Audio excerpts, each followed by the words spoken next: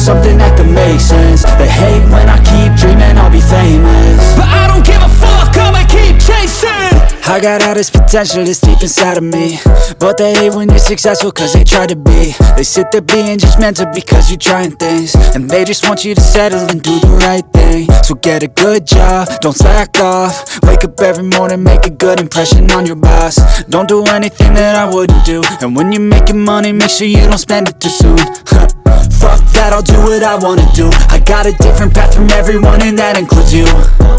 Who are you to tell me how to live life? In these times it feels like nobody's right, yeah. So I'ma figure out what else we succeed, and then invest all of my time into that and proceed.